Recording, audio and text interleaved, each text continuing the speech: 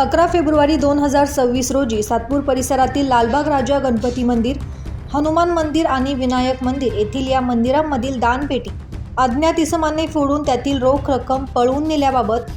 Satpur police station येथे गुन्हा दाखल होता। या गुन्ह्याचा तपास करताना गुन्हे शाखा युनिट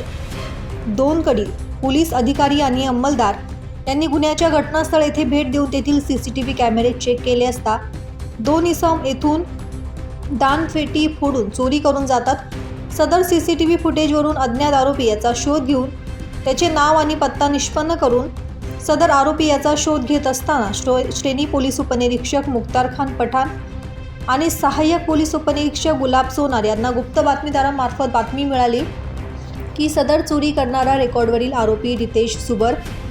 आणि त्याचा साथीदार यांनी केली असून तो फ्रेशअप बेकरी जवळ MIDC अंबड नाशिक येथे येणार आहे। अशी माहिती मिळाल्यावरून सदर ठिकाणी रितेश भगवान सुबर वय 19 वर्ष राहणार काकडमळा काकडबाबा यांच्या घरात भाडेकरू रूम नंबर 4 अशोकनगर सातपूर नाशिक यास ताब्यात घेऊन त्यास सदर गुन्ह्याच्या अनुषंगाने विचारपूस करता त्याने आणि त्याचा साथीदार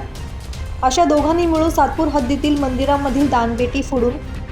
चोरी केल्याबाबतची कबुली दिल्यावरून गुन्ह्यातील गेलेला माल हस्तगत करण्यात आला आहे। आरोपी यात जप्त मुद्देमालासह पुढील कारवाई कामी सातपूर पोलीस ठाण्याच्या ताब्यात देण्यात आले आहे। ब्युरो रिपोर्ट, दैनिक भ्रमर, नाशिक।